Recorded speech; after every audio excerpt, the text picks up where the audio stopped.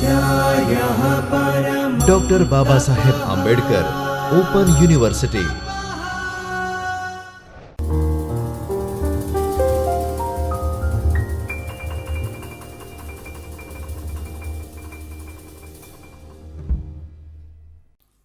નમસ્કાર વિદ્યાર્થી મિત્રો, મારું નામ ડૉક્ટર ભાગ્યશ્રી રાજપૂત છે. હું ડૉક્ટર બાબા સાહેબ આંબેડકર ઓપન યુનિવર્સિટીના સમાજશાસ્ત્ર વિષયમાં આસિસ્ટન્ટ પ્રોફેસર તરીકે કાર્યરત છું. હું આપ સૌ વિદ્યાર્થી મિત્રોનું ડૉક્ટર બાબા સાહેબ આંબેડકર ઓપન યુનિવર્સિટીના જ્યોતિર્મય પરિસરમાં આવેલ ચૈતન્ય સ્ટુડિયોમાં સ્વાગત કરું છું. વિદ્યાર્થી મિત્રો, આજે આપણે TYBA પાઠ્યક્રમ 307 સમાજશાસ્ત્રીય સંશોધન પદ્ધતિઓ તેના વિશે વ્યાખ્યાન લઈશું. વિદ્યાર્થી મિત્રો, આપણો આજે SOCM 307નું જે પાઠ્યક્રમ છે તેનું આપણે એકમ નંબર 17 ભણી રહ્યા હતા. અગાઉના વ્યાખ્યાનમાં આપણે મુલાકાત પ્રયુક્તિનો અર્થ, તેના લક્ષણો અને તેની ઉપયોગિતા વિશે ચર્ચા કરી હતી. આજના આપણા વ્યાખ્યાનમાં મુલાકાત પ્રયુક્તિનો અર્થ, પ્રકારો અને મુલાકાત પ્રયુક્તિની મર્યાદાઓ તેના વિશે ચર્ચા કરીશું. હવે આજનું આપણું જે વ્યાખ્યાન છે તે વ્યાખ્યાનના મુખ્ય હેતુઓને સમજી લઈએ. વિદ્યાર્થી મિત્રો, આ એકમને સમજ્યા બાદ તમે મુલાકાત પ્રયુક્તિની અર્થ, તેની વ્યાખ્યા સમજી શકશો. મુલાકાત પ્રયુક્તિના પ્રકારો જાણી શકશો. મુલાકાત પ્રયુક્તિની મર્યાદાઓને સમાજશાસ્ત્રીય દૃષ્ટિકોણથી સમજી શકશો. તો વિદ્યાર્થી મિત્રો, આપણા આ જ મુખ્ય હેતુઓને ધ્યાનમાં રાખીને શરૂ કરીએ આજનું આપણું વ્યાખ્યાન. મુલાકાત એટલે શું? એ તો આપણે અગાઉના વ્યાખ્યાનમાં પણ સમજી ગયા કે મુલાકાત એ બે વ્યક્તિઓ વચ્ચે થતી એક વાતચીતની એક પ્રક્રિયાનું એક પરિણામ પણ કહી શકાય અને કારણ પણ કહી શકાય. કારણ કે જે બે વ્યક્તિઓ અથવા તો જે બે જૂથ એકબીજાના સંપર્કમાં આવે છે તે સંપર્કમાં આવવા માટે, ક્રિયા પ્રતિક્રિયા કરવા માટે કોઈને કોઈ ચોક્કસ હેતુ તો રહેલો જ હોય છે. આપણે પણ રોજબરોજના જીવનમાં, રૂટીનમાં કોઈ પણ પ્રકારનો વ્યવહાર કરવા માટે, કોઈ પણ પ્રકારની આંતરક્રિયા કરવા માટે પણ મુલાકાત અન્ય વ્યક્તિઓ સાથે કરતા જ હોઈએ છીએ. ભલે એ પ્રત્યક્ષ મુલાકાત હોય કે પછી પરોક્ષ મુલાકાત. આપણે શાળા, કોલેજ, યુનિવર્સિટી અથવા તો વ્યવસાય સ્થળે અથવા તો આપણા મિત્રોને મળવા જતા હોઈએ, કોઈ સગા વહાલાને મળવા જતા હોઈએ, તો એ જે મુલાકાત છે તો એ મુલાકાત એ ચોક્કસ હેતુને ધ્યાનમાં રાખીને થતી હોય છે અને એ મુલાકાત એ પ્રત્યક્ષ સ્વરૂપની હોઈ શકે છે. જ્યારે આપણે પરોક્ષ મુલાકાતની વાત કરીએ તો વિદ્યાર્થી મિત્રો, પરોક્ષ મુલાકાત એટલે કે એવી મુલાકાત કે વ્યક્તિ અથવા તો કોઈ જૂથ એ આપણી સમક્ષ રૂબરૂ નથી હોતો, પ્રત્યક્ષ નથી હોતો, પરંતુ કોઈ એક માધ્યમથી એ આપણી સાથે જોડાયેલો હોય છે. જેમ કે આપણે સોશિયલ મીડિયા પર કોઈ પણ એપના થ્રુ આપણે કોઈ મિત્ર કે કોઈ સગાવાલા સાથે ચેટ કરીએ, વાતચીત કરીએ અથવા તો ઓડિયો કોલિંગ કે વિડીયો કોલિંગ કરીએ તો એક પ્રકારની પરોક્ષ મુલાકાત છે. અથવા તો આપણે ઈમેલના માધ્યમથી, મેસેજના માધ્યમથી કોઈની સાથે આપણે વાતચીત કરી રહ્યા છીએ તો એ જે મુલાકાત છે એ પરોક્ષ સ્વરૂપની છે. પણ ક્રિયા અને પ્રતિક્રિયા, આંતરક્રિયા એ તો થઈ જ રહી છે. તો આપણે તેને મુલાકાત તરીકે ઓળખાવી શકીએ છીએ. જ્યારે આપણે સામાજિક વિજ્ઞાનની વાત કરીએ તો સામાજિક વિજ્ઞાનના સંદર્ભમાં સંશોધન માટે થતી આંતરક્રિયા એ ચોક્કસ હેતુઓના સંદર્ભમાં આયોજનબદ્ધ કરવામાં આવતી મુલાકાત પ્રયુક્તિ છે. વિદ્યાર્થી મિત્રો, હમણાં આપણે જે વાત કરી ને પ્રત્યક્ષ મુલાકાત અને પરોક્ષ મુલાકાત, તો એ જે પ્રત્યક્ષ મુલાકાત કે પરોક્ષ મુલાકાત છે તો એ મોટા ભાગની મુલાકાતો એ વ્યક્તિ પોતાના અંગત હિતો અથવા તો હેતુઓને ધ્યાનમાં રાખીને કરતો હોય છે. જેમ કે આપણે હમણાં જ વાત કરી, શાળા, કોલેજ, યુનિવર્સિટી અથવા તો વ્યવસાયના સ્થળે આપણે જેટલા વ્યક્તિઓને મળીએ તો કદાચ બની શકે કે એમાં આપણો ચોક્કસ હેતુ એ અંગત હેતુ રહેલા છે. પણ જ્યારે આપણે સામાજિક વિજ્ઞાનના સંદર્ભમાં મુલાકાતનો અર્થ સમજીએ તો વિદ્યાર્થી મિત્રો, અહીંયા પાતળી ભેદરેખા જોવા મળે છે. કેવી ભેદરેખા? તો આ જે મુલાકાત છે એ આયોજનબદ્ધ હોય છે. એટલે કે એનું પ્રોપર પ્લાનિંગ કરવું પડતું હોય છે. કારણ કે આપણે જ્યારે કોઈ પણ પ્રકારનું સંશોધન કરીએ અને આપણા ઉત્તરદાતાઓની આપણે મુલાકાત કરવાની હોય, તો આપણે મુલાકાત કરવા માટે આપણે જે સંશોધનનો વિષય પસંદ કર્યો છે એ વિષયને અનુસંધાનમાં ચોક્કસ પ્રશ્નોની યાદી, પ્રશ્નોત્તરી બનાવવી પડે છે. અને આપણે જે ઉત્તરદાતાને મળવાનું છે, મુલાકાત લેવાની છે, તો તેના માટેનું પણ આયોજન કરવું પડે છે.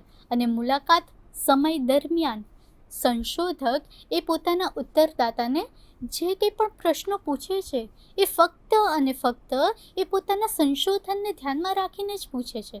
જે રીતે આપણે કોઈ વ્યક્તિગત મુલાકાત હોય, એટલે કે સંશોધક તરીકે નહીં, પરંતુ એક નોર્મલ વ્યક્તિ તરીકે આપણા જ કોઈ સગાવાલા કે આપણા જ કોઈ મિત્રોને મળતા હોઈએ, તો એમાં કોઈ ચોક્કસ આયોજન કરવાની જરૂર રહેતી નથી હોતી, ચોક્કસ પ્રશ્નોની યાદી કરવાની જરૂર રહેતી નથી હોતી. પરંતુ જ્યારે આપણે સંશોધનના સંદર્ભમાં ઉત્તરદાતાઓની મુલાકાત લેતા હોઈએ, તો વિદ્યાર્થી મિત્રો, સંશોધક તરીકે આપણે ઉત્તરદાતાઓના સમય અને તેમને જે આપણને ઉત્તર ફાળવવાના છે, તો આપણે તેની કદર કરીને અને એ પ્રમાણે જ આપણે તેમને સંશોધનના સંદર્ભમાં પ્રશ્નો પૂછી અને મુલાકાત યોજવી જોઈએ. હવે આ જે મુલાકાત છે એ પરસ્પર આંતરક્રિયા થતી હોય છે ઉત્તરદાતા અને સંશોધક વચ્ચે. સંશોધક અને ઉત્તરદાતા વચ્ચે જે કંઈ પણ ચર્ચા થાય એ સંશોધનના સંદર્ભમાં થતી હોય છે.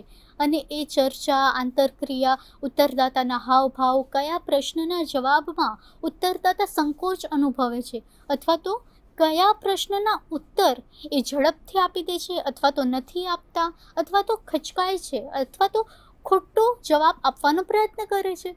તો આ જે કંઈ પણ ક્રિયા પ્રતિક્રિયા થઈ રહી છે, તો સંશોધક આ બધું જ નિરીક્ષણ કરે છે. અને આ બધું એ વૈજ્ઞાનિક પદ્ધતિના આધારે જોવા મળે છે. સંશોધક એ સંશોધન પ્રશ્નને અનુરૂપ ઉત્તરદાતાઓ પાસેથી મુલાકાત કરી માહિતી પ્રાપ્ત કરે છે. સંશોધક અને ઉત્તરદાતા વચ્ચે સામાજિક આંતરક્રિયા દ્વારા સૂચનાનું આદાન પ્રદાન થતું હોય છે.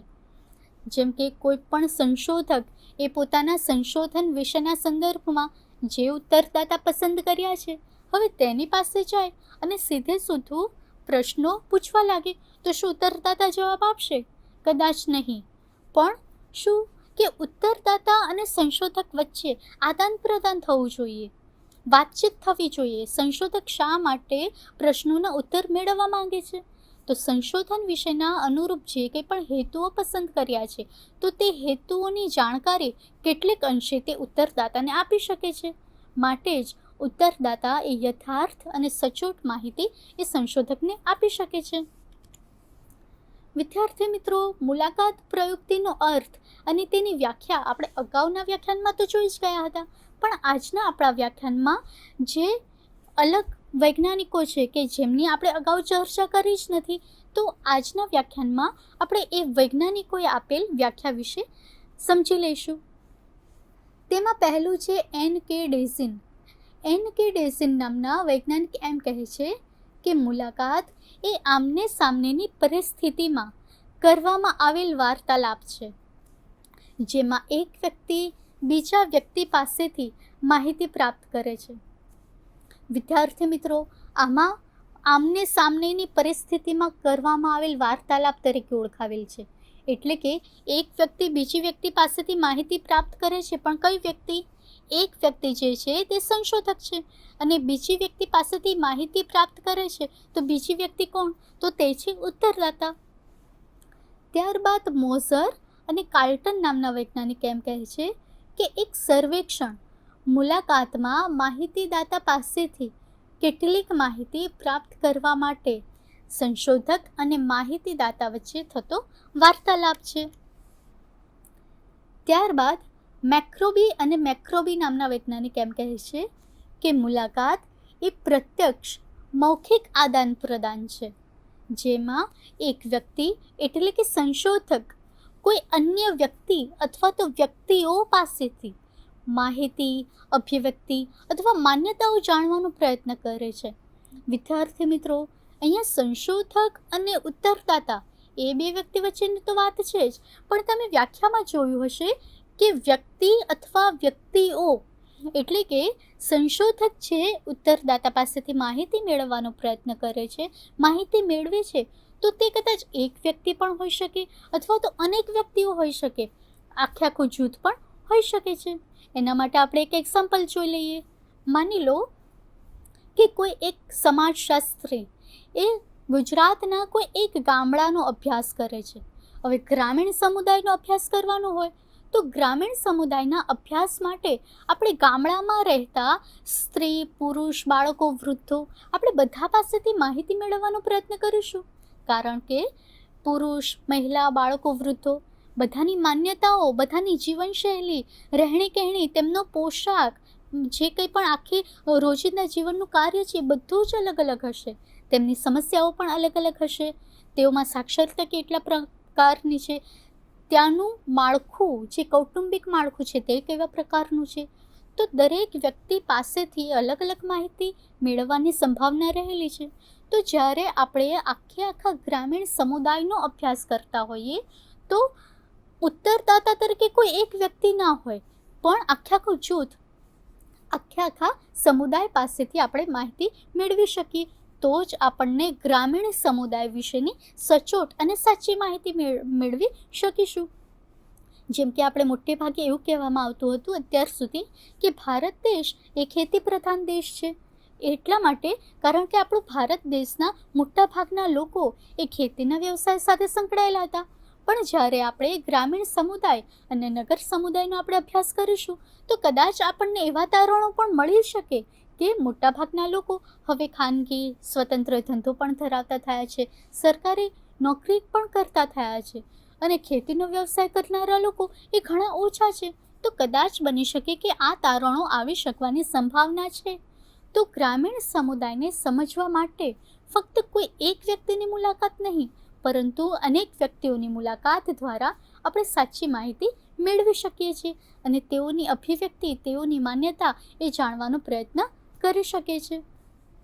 અ ડિક્શનરી ઓફ સોશિયોલોજી તેના અનુસાર મુલાકાત એ સંશોધક અને ઉત્તરદાતા વચ્ચે સંશોધન સંબંધિત માહિતીના આદાન પ્રદાનથી, માહિતી મેળવવાના હેતુથી થતી સામાજિક આંતરક્રિયા છે.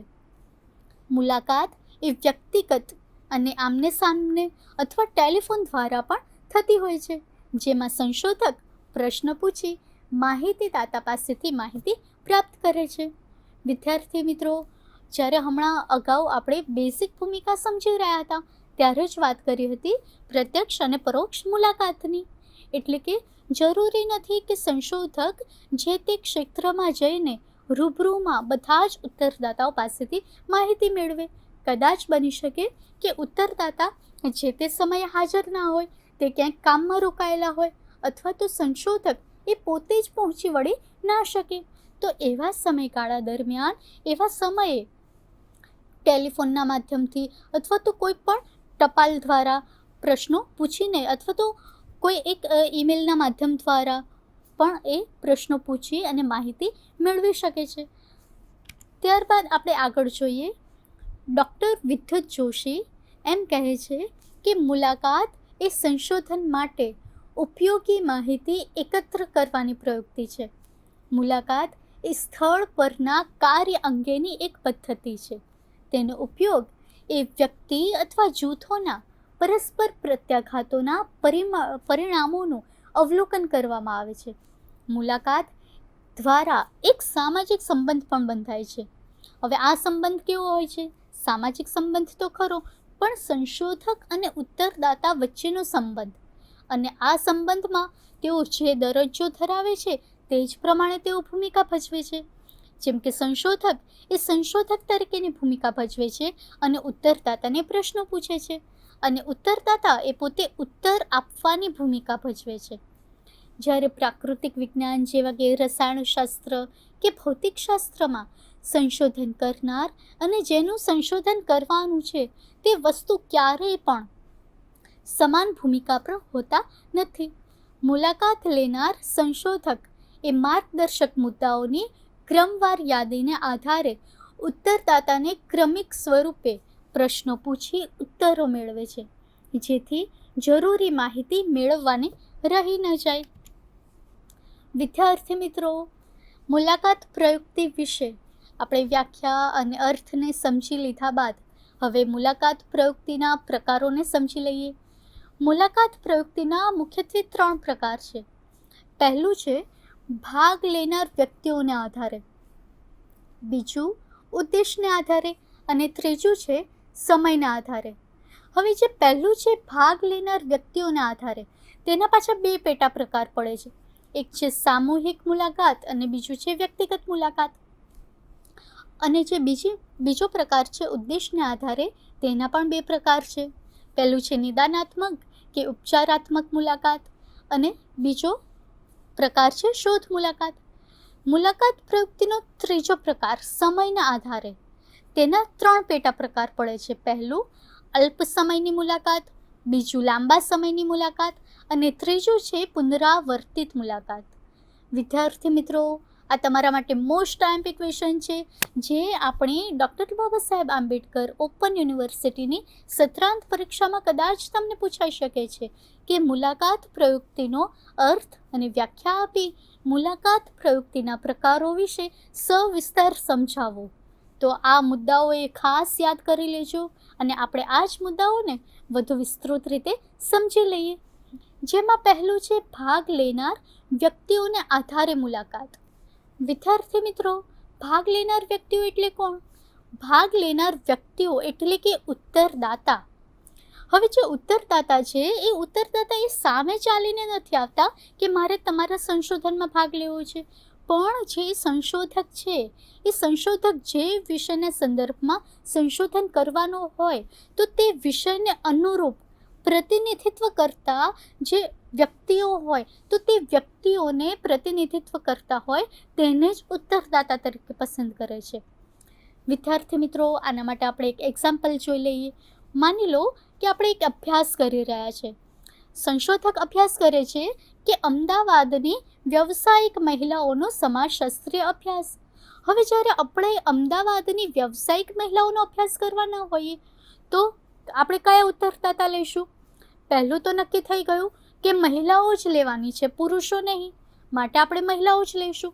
બીજું શું નક્કી થયું? અમદાવાદ ક્ષેત્ર એટલે કે અમદાવાદ શહેરની જ મહિલાઓ લેવાની છે અને એ પણ વ્યવસાય કરતી.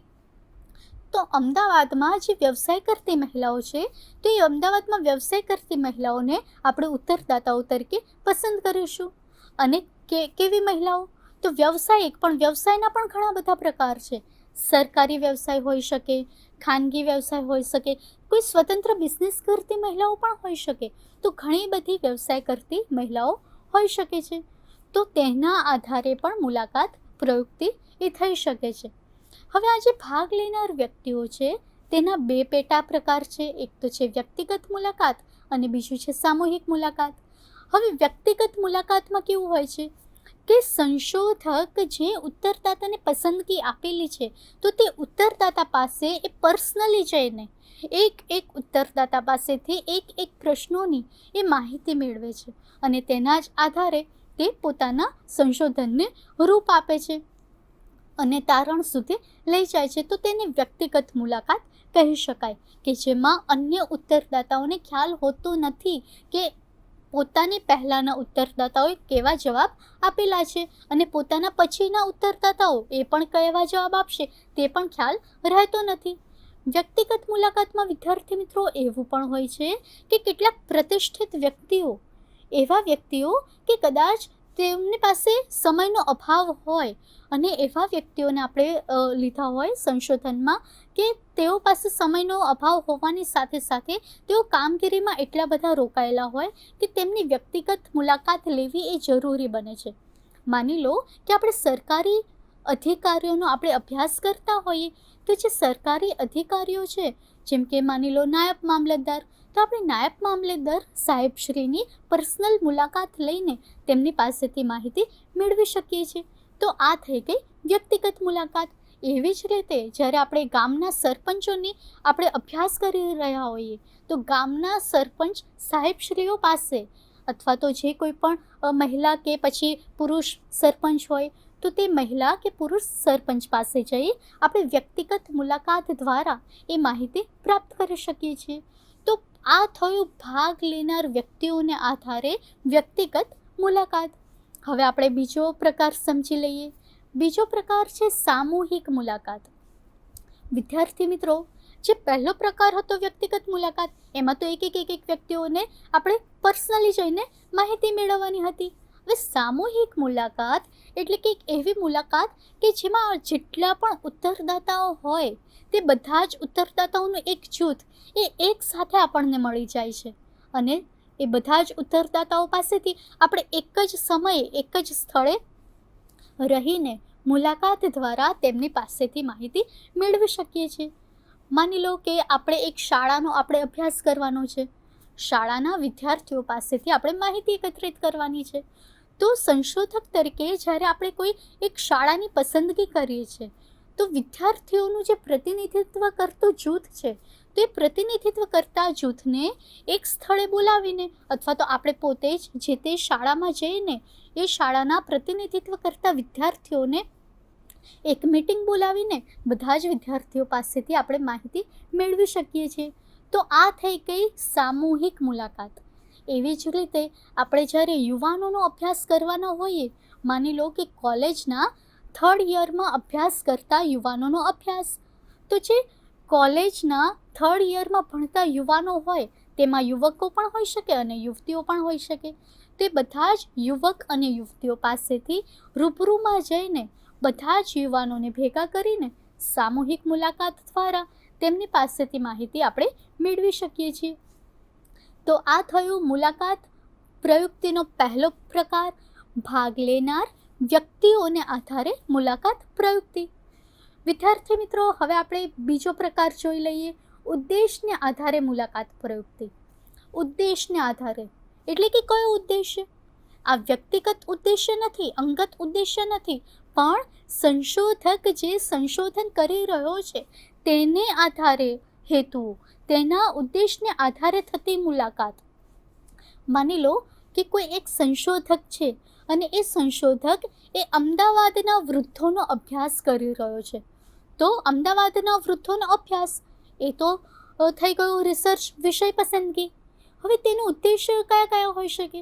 તો માની લો કે કદાચ હોઈ શકે કે વૃદ્ધોની સમસ્યાઓ જાણવાનો અભ્યાસ. તેમનો બીજો ઉદ્દેશ્ય હોઈ શકે કે વૃદ્ધોને કઈ પ્રકારની શારીરિક માનસિક સમસ્યાઓ, કૌટુંબિક સમસ્યાઓ, વ્યક્તિગત સમસ્યાઓ છે, અથવા તો વૃદ્ધો એ પોતાના મોટાભાગનો નવરાશનો સમય એ ક્યાં ગાળે છે, તો તે પણ તેમની મુલાકાતના આધારે, ઉદ્દેશને આધારે મુલાકાત કરી શકાય છે. વિદ્યાર્થી મિત્રો, ઉદ્દેશને આધારે મુલાકાત પ્રયુક્તિના 2 પેટા પ્રકાર છે. પહેલું છે શોધ મુલાકાત અને બીજું છે નિદાનાત્મક કે ઉપચારાત્મક મુલાકાત. ત્યાર પછી છે સમયને આધારે મુલાકાત પ્રયુક્તિનો ત્રીજો પ્રકાર. હવે જે સમયને આધારે મુલાકાત પ્રયુક્તિ, સમયને આધારે એટલે કે ચોક્કસ સમયને ધ્યાનમાં રાખીને થતી મુલાકાત. એમાં પહેલું છે અલ્પ સમયની મુલાકાત. વિદ્યાર્થી મિત્રો, ઘણા બધા ઉત્તરદાતાઓ કે જેમને આપણે પોતાના સંશોધનમાં લીધેલ છે, સમાવિષ્ટ કરેલ છે, પણ એ જે ઉત્તરદાતાઓ છે એ પોતાનો સમય ફાળવી શકે તેમ નથી. તો આપણે અલ્પ સમયની તેમની પાસેથી મુલાકાત લઈશું. માની લો કે આપણે અમદાવાદના કોઈ એક પ્રતિષ્ઠિત વ્યક્તિ છે અથવા તો કોઈ નેતા છે, તો આપણે તેમની પાસેથી માહિતી મેળવવાની છે. તો નેતા પાસે તો એટલો બધો સમય હોય નહીં, કારણ કે તેમને પાસે ઘણા બધા સામાજિક કાર્યો હોય છે, સામાજિક કલ્યાણ કરવા માટે ના કાર્યો હોય છે, તો એ આપણને સમય નહીં આપી શકે. તો જેટલો સમય આપણને આપે છે અલ્પ સમય, તો એ અલ્પ સમયગાળા દરમિયાન સંશોધક તરીકે આપણે તેમની પાસેથી સમય ફાળવીને અને મુલાકાત લઈને અને બધા જ પ્રશ્નો એ યાદી મેળવી શકીએ છીએ અને પ્રશ્નોના ઉત્તર આપણે મેળવી શકીએ છીએ. ત્યાર પછી છે લાંબા સમયની મુલાકાત. વિદ્યાર્થી મિત્રો, ઘણા બધા સંશોધનો એવા પણ હોય છે કે ઘણા બધો લાંબો સમય આપણે ઉત્તરદાતાઓને આપવો પડતો હોય છે અને ત્યારે જ આપણને સાચી અને યથાર્થ માહિતી પ્રાપ્ત થતી હોય છે. જેમ કે આપણે એક એક્ઝામ્પલ લઈ લઈએ કે અમદાવાદની વ્યવસાયિક મહિલાઓ તરીકે જે વકીલાતનો વ્યવસાય કરતી મહિલાઓનો અભ્યાસ. વિદ્યાર્થી મિત્રો, હવે જે વકીલાતનો વ્યવસાય કરે છે એ મહિલાઓ એ તો મોટે ભાગે કોર્ટ કચેરી અથવા તો જે તે ઘટના સ્થળે બનાવના સ્થળે કેટલા બધા કામોમાં એ રોકાયેલા હોય છે, તો તેઓ પાસે આપણે વારંવાર જવું પડતું હોય છે અને લાંબા સમયની મુલાકાત લેવી પડતી હોય છે. તો લાંબા સમયની મુલાકાત દ્વારા જ આપણને સચોટ અને યથાર્થ માહિતી પ્રાપ્ત થઈ શકે છે. ત્યાર પછી છે પુનરાવર્તિત મુલાકાત. પુનરાવર્તિત મુલાકાત એટલે વારંવાર મુલાકાત લેવી, અથવા તો આપણે એમ પણ કહી શકીએ કે આજે આપણે જે સંશોધન કર્યું તો 5 વર્ષ પછી અથવા તો 10 વર્ષ પછી અથવા તો માની લો 6 મહિના પછી કેવા પ્રકારનું પરિવર્તન આવ્યું, તો તે જોવા ચકાસવા માટે આપણે પુનઃ સંશોધન કરીએ છીએ એ જ વિષય ઉપર. આપણે એક એક્ઝામ્પલ લઈ લઈએ, જેમ કે ગ્રામીણ સમુદાયમાં કૌટુંબિક બદલાતા જે ખ્યાલો છે, વલણો છે, તેમાં પરિવર્તન, કુટુંબની રચના કદમાં આવતું પરિવર્તન. તો આજે માની લો આપણે અભ્યાસ કર્યો હોય ગ્રામીણ માળખાનો અને આપણને જોવા મળ્યું હોય કે કુલ 10 કુટુંબમાંથી 5 કુટુંબો આજે પણ સંયુક્ત કુટુંબ વ્યવસ્થા ધરાવે છે. તો આજનું આપણું આ તારણ આવ્યું. તો આ તારણ, આ સંશોધન આપણે 6 મહિના પછી ફરીથી કરીએ છીએ એ જ ગામમાં જઈને અને એ જ ગામના એ જ 10 કુટુંબનો અભ્યાસ કરીએ છીએ. તો આપણને શું પુનરાવર્તન જોવા મળે છે? 10માંથી 5 કુટુંબો શું સંયુક્ત કુટુંબ પ્રથા ધરાવે છે કે નહીં? તો તે આપણને મુલાકાત પ્રવૃત્તિ દ્વારા એ જાણી શકાય છે. તો વિદ્યાર્થી મિત્રો, આ છે મુલાકાત પ્રવૃત્તિના મુખ્ય 3 પ્રકાર, તે યાદ કરી લેશો. ત્યારબાદ હવે આપણે જોઈએ મુલાકાત પ્રવૃત્તિની મર્યાદાઓ. મુલાકાત પ્રવૃત્તિની પહેલી મર્યાદા છે યાદશક્તિની ખામી અને દોષપૂર્ણ સમજ શક્તિ. બીજું છે સ્પષ્ટ અભિવ્યક્તિનો અભાવ. ત્રીજું ખોટી પ્રતિષ્ઠાનો ભાવ. ચોથું સામાજિક પાર્શ્વભૂમિકામાં તફાવત. પાંચમું વધારે સમય, ધન અને આવડતની જરૂરિયાત. છઠ્ઠું મુલાકાત લેનાર કે આપનારના પૂર્વગ્રહ. વિદ્યાર્થી મિત્રો, મુલાકાત પ્રવૃત્તિની મર્યાદાઓને થોડું વધુ વિસ્તૃતથી સમજી લઈએ. જેમ કે યાદશક્તિની ખામી અને દોષપૂર્ણ સમજ શક્તિ. આ કદાચ સંશોધકમાં ક્યાંક ને ક્યાંક ખામી રહી જતી હોય છે. કેવું હોય કે આપણે સંશોધક તરીકે ઉત્તરદાતાની મુલાકાત લેવા ગયા, આપણે જે પ્રશ્નો પૂછવાના હતા તે બધા જ પ્રશ્નોના ઉત્તર એ ઉત્તરદાતાએ પણ આપ્યા, પણ ઉત્તરદાતાએ ઘણા બધા એવા જવાબો અથવા તો ઘણી બધી એવી માન્યતાઓ અથવા તો અભિવ્યક્તિ પણ એમને રજૂ કરી કે જે આપણા સંશોધનમાં સમાવિષ્ટ ના હોય પણ સંશોધન વિષયને સંલગ્ન હોય. તો આપણને એમ હોય સંશોધક તરીકે આપણે એને યાદ કરી લઈશું, પણ ઘણી વખત એ સંશોધક પોતે જ ભૂલી જતા હોય છે અને યાદશક્તિ એ ઓછી રહી જતી હોય છે, એ યાદ રાખી શકતા હોતા નથી. તો આ મર્યાદા ગણાવી શકાય કે યાદશક્તિની ખામી અને દોષપૂર્ણ સમજશક્તિ. ઘણી વખત ઉત્તરદાતા કંઈક બીજો જવાબ આપી રહ્યા હોય અને આપણે સંશોધક તરીકે કદાચ કંઈક બીજું જ અર્થઘટન કરી લેતા હોઈ શકે, તો એ પણ મર્યાદા એ આપણે ગણાવી શકાય. ત્યાર પછી છે સ્પષ્ટ અભિવ્યક્તિનો અભાવ. વિદ્યાર્થી મિત્રો, સંશોધક તરીકે આપણે જ્યારે જતા હોઈએ છીએ ક્ષેત્ર કાર્ય કરવા માટે, તો આપણે આપણા દરજ્જા પ્રમાણે સંશોધક તરીકે પ્રોપર ભૂમિકા નિભાવતા હોઈએ છીએ, પણ કેટલીક વખત એવું પણ બને કે જે ઉત્તરદાતા હોય છે એ ક્યાંક શરમ, સંકોચ અથવા તો તેમને ક્યાંક ડર પણ હોય કે પોતાની જે કંઈ પણ માહિતી છે એ ક્યાંક લીક ના થઈ જાય, તો એ સ્પષ્ટ અભિવ્યક્તિ કરી શકતા નથી. તો એના કારણે ઉત્તરદાતાઓની જ્યારે સ્પષ્ટ અભિવ્યક્તિનો અભાવ હોય તો એ જે મુલાકાત પ્રવૃત્તિ છે એ ફળદાયી નીવડતી નથી. તો આ પણ ખૂબ જ મોટી મુલાકાત પ્રવૃત્તિની મર્યાદા એ ગણાવી શકાય. ત્યાર પછી છે ખોટી પ્રતિષ્ઠાનો ભાવ. વિદ્યાર્થી મિત્રો, ખોટી પ્રતિષ્ઠાનો ભાવ એટલે કે એનો અર્થ આપણે એમ પણ થઈ શકે કે જ્યારે આપણે ઉત્તરદાતા તરીકે કોઈ એવા હાઈ પ્રોફાઇલ વ્યક્તિઓની પસંદગી કરી હોય કે વ્યક્તિઓ એ ઘણી વખત એ બધી જ માહિતી આપી શકવા સક્ષમ ના પણ હોય અથવા તો તેઓ ના આપી શકે, અને તેવા સમયે સંશોધક તરીકે આપણને તો એ માહિતી જોઈતી જ હોય. તો એના કારણે જે ઉત્તરદાતા છે તેઓને એવું થતું હોય કે પોતાની પ્રતિષ્ઠા જોખમાશે, ખોટી પ્રતિષ્ઠા ઊભી થશે સમાજમાં, તો એ ખોટી પ્રતિષ્ઠાનો જ્યારે ભાવ ઉત્પન્ન થાય છે ત્યારે પણ ઉત્તરદાતા એ સાચી માહિતી આપી શકતા નથી અથવા તો તેઓ આનાકાની કરતા હોય છે. તો આ પણ મુલાકાત પ્રયુક્તિની મહત્વની મર્યાદા ગણાવી શકાય. ત્યાર પછી છે સામાજિક પાર્શ્વભૂમિકામાં તફાવત. વિદ્યાર્થી મિત્રો, સામાજિક પાર્શ્વભૂમિકામાં તફાવત એટલે કે સંશોધક એ જે તે ધર્મ, જ્ઞાતિ અથવા તો જે તે વિસ્તારમાંથી આવતો હોય અને ઉત્તરદાતા તરીકે આપણે કોઈ પણ વિસ્તાર પસંદ કર્યો હોય, એ ઉત્તરદાતા કોઈ પણ ધર્મ, જ્ઞાતિ, સમુદાય ન હોઈ શકે. તો ઘણી વખત કેવું હોય છે કે આ બધી પાર્શ્વભૂમિકાના તફાવતને લીધે પણ ક્યાંક ને ક્યાંક પૂર્વાગ્રહ આવી જતો જોવા મળે છે. તો એ પણ મુલાકાત પ્રયુક્તિની મર્યાદા ગણાવી શકાય છે. ત્યાર પછી છે વધારે સમય, ધન અને આવડતની જરૂરિયાત. વિદ્યાર્થી મિત્રો, મુલાકાત લેવી એ ખૂબ જ અઘરું કામ છે, કારણ કે સંશોધક તરીકે આપણે જે ઉત્તરદાતાને મળવાના છીએ તે ઉત્તરદાતા એ તો ટોટલી અનનોન પર્સન છે. આપણે એ વ્યક્તિઓને પહેલાં કદી જાણતા હોતા નથી. તેઓને આપણે પ્રથમ વખત જ મળતા હોઈએ છીએ અને આપણે તેમની પાસેથી પ્રથમ વખતની મુલાકાતમાં જ આપણે જેના ઉપર સંશોધન કાર્ય કરી રહ્યા છીએ તો તેના જ આધારે આપણે બધી માહિતી પ્રાપ્ત કરવાની હોય છે.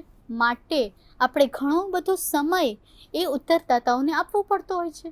ઘણા બધા ધનનો ખર્ચ પણ થતો હોય છે, પણ સાથે સાથે આપણામાં એ આવડત પણ હોવી જરૂરી છે કે જેના લીધે આવડતના કારણે સમય અને શ્રમ તેનો વ્યય થાય અને આપણને પૂરતી માહિતી પ્રાપ્ત થઈ શકે.